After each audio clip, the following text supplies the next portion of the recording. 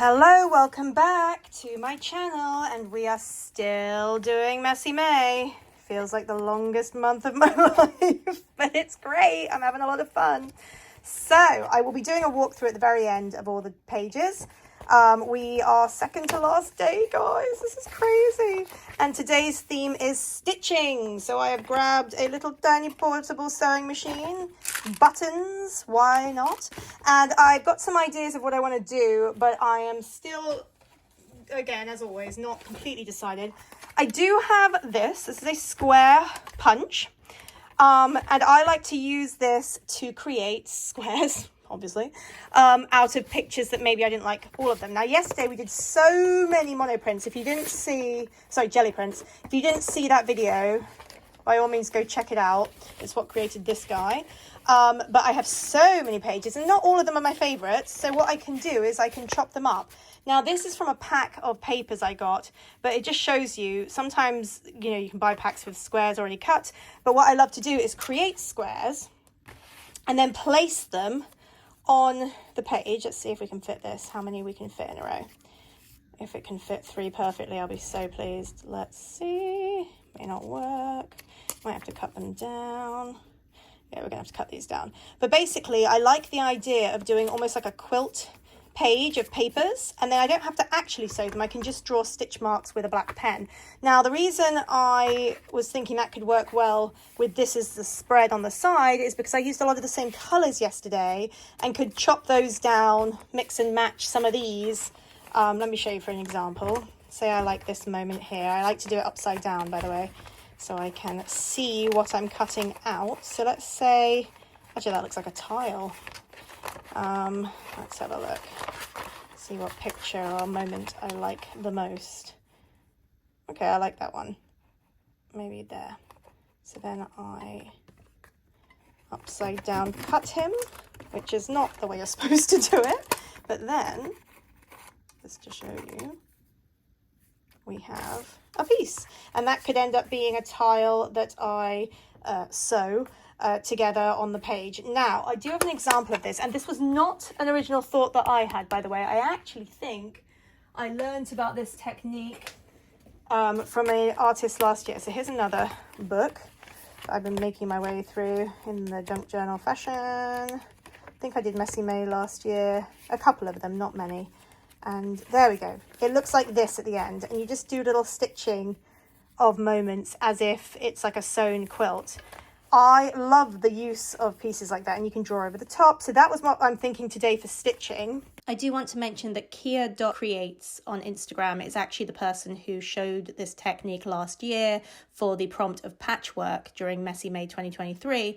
And I just felt like that's such a great technique and a great way to use up scraps that you maybe wouldn't otherwise use. And it doesn't have to be laid on perfectly. I do like to have similar colour palettes working together at least. So I'll grab a couple of these, and then I will cut up some pieces from the other ones. I want it to feel quilty. That's where I'm at. What about this one? I might be too busy. But anyway, that's the direction I'm going in today. And I might do actual stitching on the side, but the trouble is with that is it's going to go through to the final day if I do that. So I'm not certain I want to do actual stitching. And I can go through my papers as well and figure out what we have to work with here. In fact, some of these, which were run-off moments, could be quite good for a tile. Get stuck. I love that color section, and even if I don't use these, I'm going to turn them over to squish down. There we go. That got him. But as this is not going to fit perfectly anyway, and like I said, I used other sizes before, we could mix and match the sizing on here. I just want to include some moments that feel cohesive to the other side so that it works well together. Just want to have enough to fill the page, and then the main thing honestly is the stitching and the markings over the top.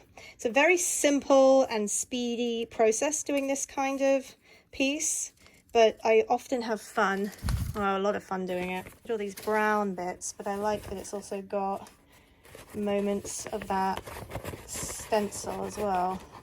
So that could be quite interesting too.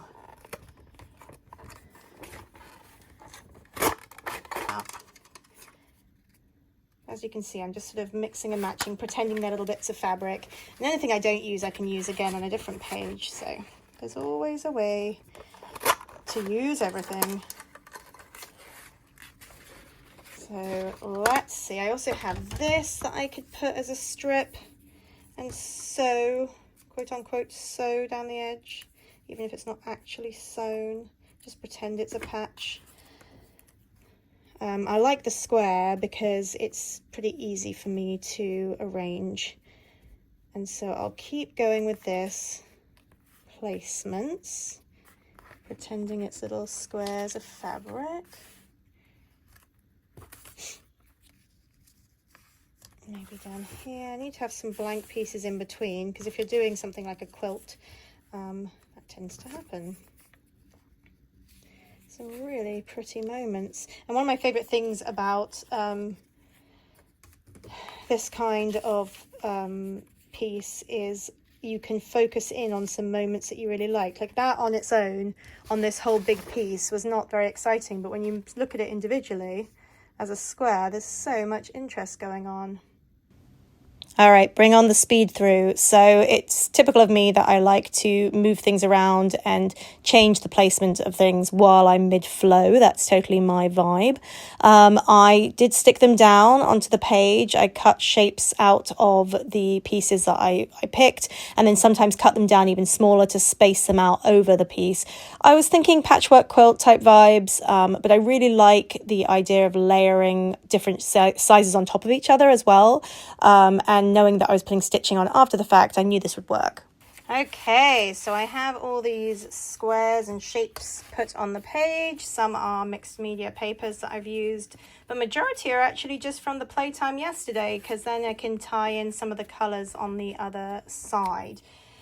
So now I'm literally just going to take a black Posca pen, make sure it's started. I want black because it kind of goes with this end. And I'm going to pretend to sew on these patches. So anything over the top, I will, sorry guys, I have to start the pen. I will do it like a stitching shape, slightly curved, doesn't have to be perfect. I'll imagine how it would be stitched on. Now obviously I wouldn't normally, if it was a real stitched item, I wouldn't obviously do quite as obvious stitch marks, but that's the word of the day, is stitching, so we want it to feel a little sewn. Now I like to start with the ones that are really sitting on top first, because they're like patches, and I try to do a cross in the corners sometimes. Now anything overlapping it, I will imagine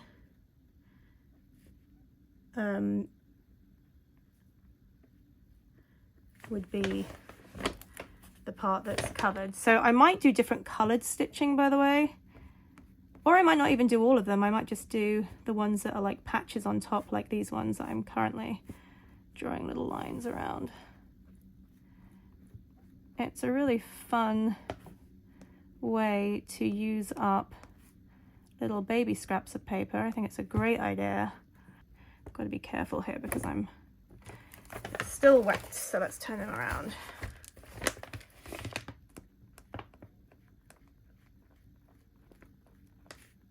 Now the other thing I like to do is detail the patches, like put some interest on them. For example, this guy and this guy are pretty bland, so it could be quite fun to sort of add details to them that are a little different on each. So maybe, because we've got these floral shapes, maybe this one will have some sort of botanical element on it. I do have a pink as well, but also not certain if that's then introducing too many colours. Let's say I used this one, like pink stitching on the pink see how that looks.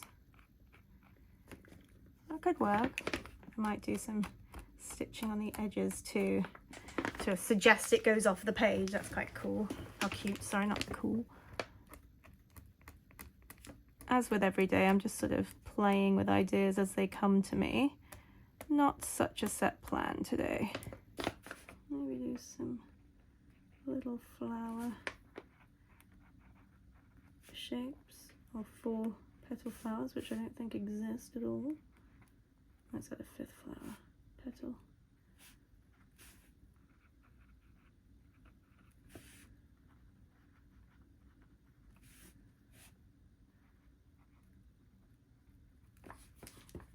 Just so that there's something going on of interest.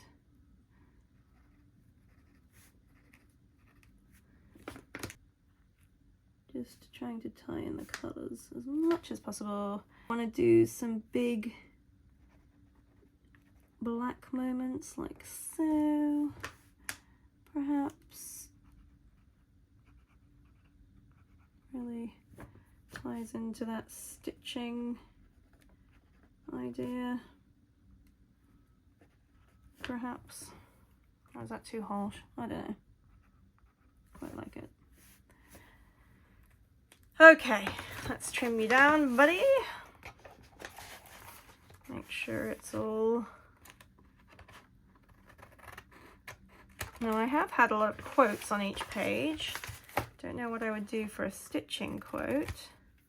Maybe life is stitched together by moments or something. I don't know. That's the first thing that came to me. Now, do I want to do one more moment sewn on? Because we can go real extreme if we want. I do feel like this is a big patch in the center that needs to be broken up slightly. That's what I'm feeling at the moment, but I don't know if that's kind of too small of a piece. Well, maybe this one will work a little better. Let's see what he looks like. It's very close to the other one of this one though.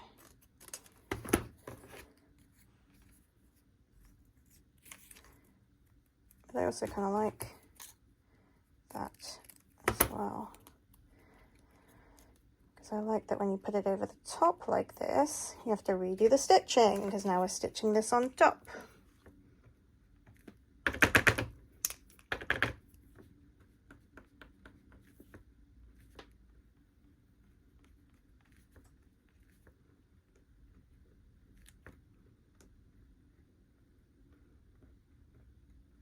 I'm trying to curve the lines slightly to look like it's kind of patched on. And maybe we'll put one up here as well. And then I think we might call it a day, because I like it. Okay, I thought I was done, but I just had a last minute idea of adding a button. What if I put this scrap of thread that I've been holding on to for way too long? What if I put him? Let's see if we can do this. Okay, so he's through. I'm literally sewing with the thread itself. This big knot out. And then we could just have it maybe on there, just like hanging. I don't know. I don't know if it will look good or if it's just a wacky idea. It could be quite fun, I feel. Let's just put it there. I'll get some thick glue to stick him on, I think. And then we can shorten this maybe to the end of the book. Now, funnily enough, I have this no sew fabric glue. And although I'm not sticking it to fabric, I do feel like it should work quite well. I'm going to put a little pressure on it so that it seals down. And then hopefully we're all set. Okay, we are complete, button and all. Just letting him dry. And there we have it. And I really like how this one ended up. And I think it works so well with the other side. I like that the button is just giving a little bit of interest. And you're definitely getting that stitching on there and all the little moments. There we go, stitching complete.